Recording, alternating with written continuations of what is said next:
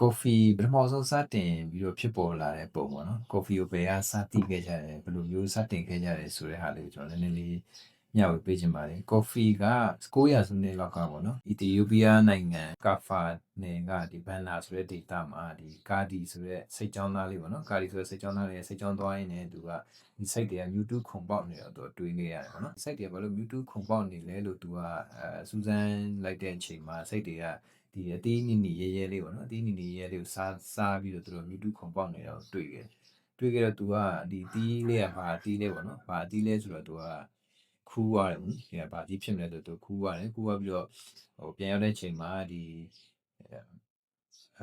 အိမ်ကရှိတဲ့ဦးလေးတွေကိုပြတယ်ပြီးတော့ဖះเจ้าဘုန်းတော်ကြီးကိုပြတဲ့အချိန်မှာသူတို့တွေကဒါဘာမှအတိတ်ပဲမရှိဘာမှမဟုတ်တဲ့တော်တဲ့အသီးတွေခူးလာတယ်ဆိုပြီးတော့မျိုးကိုထဲပစ်ထည့်လိုက်တယ်ပေါ့နော်ပစ်ထည့်လိုက်တဲ့အချိန်မှာသူကမျိုးကိုထဲနေပြီးတော့သူကနေပြီးညော်နှံ့ခူးရတယ်ပေါ့နော်ညော်နှံ့ရတယ်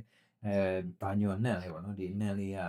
မွေးမွေးလေးပေါ့ဘာညော်နှံ့လေးကိုကြည့်လိုက်တဲ့အချိန်မှာခုနကတော့ပြစ်ထားတဲ့အတီလားမသိဘူးဆိုတော့ကြည့်လိုက်တဲ့အချိန်မှာခုနကတော့သူတို့မျိုးတွေပစ်ထည့်လိုက်တဲ့ဒီအတီးနေနေရဲတဲ့ထွက်နေတဲ့အနှံ့လေးဖြစ်နေအနံ့လေးဖြစ်တော့အနံ့လေးလည်းကောင်းတယ်ဒီ site တွေလည်း mute နေဆိုတော့သူတို့ကဒီစမ်းကြည့်တာပေါ့နော်ပထမတော့ဒီတိုင်းလေးစားကြည့်တာဖြစ်မယ်နောက်ကျတော့ရေနဲ့ဖြောတောက်ကြည့်တာဖြစ်မယ်တောက်ကြည့်ရတယ်ပေါ့နော်တောက်ကြည့်တဲ့အချိန်မှာဒီကျန်းစာဖတ်တဲ့အချိန်မှာအိမ်မိတ်ချင်းမရှိဘူးလမ်းဆန်းနေရပေါ့နော်အဲ့လိုမျိုးကနေပြီးတော့စတင်ခဲ့တယ်ဆိုတော့ပုံမြင်ကတော့ရှိရပေါ့နော်သူတို့စိတ်ကြောင်းသားကာဒီပုံမြင်ဆိုပြီးတော့ထွက်လာခဲ့တာပေါ့ဒီ coffee ရဲ့မူရင်းဆိုစတင်ပြီးတော့ဖြစ်ပေါ်လာလို့ဆိုပြီးတော့ဒါပေမဲ့တေချာတိကျတဲ့တမိုင်းမှတ်တမ်းတွေစာရွက်စာတမ်းတွေကတော့မရှိဘူးပေါ့နော်ဒီရစတယ်ဆိုတဲ့ဟာကတော့အဲ့ဒါတော့900စုနှစ်လောက်ကဖြစ်ခဲ့တာပေါ့ကဘာနံပြန်နှံရောက်ရှိပုံကတော့ဒီ900စုမှာစိတ်ကြောင်းသားကာလီပုံမြန်နေပြီးတော့စတယ်ပြီးတော့ဒီ73ရာစုမှာအီသီယိုးပီးယားဘူဘေးပြည်မြန်တွေကနေပြီးတော့စတင်ပြီးတော့ဒီ coffee ကိုလှုပ်လာကြတယ်နောက်ပြီးတော့ဒီ15ရာစု16ရာစုမှာပေါ့နော်1550ခုနှစ်လောက်မှာဒီ Istanbul မှာပထမဆုံး coffee house ကိုဖွင့်ပြီးတော့ဒီအသိပညာပေးဆွေးနွေးဖလှယ်တာတွေလုပ်ကြတယ်အဲ့ဒီဟာကိုလည်းဒီ school of the wise ဆိုပြီးတော့တင်စားခေါ်ဝေါ်ကြတယ်ပေါ့နော်နောက်တစ်ခုကတော့ဒီ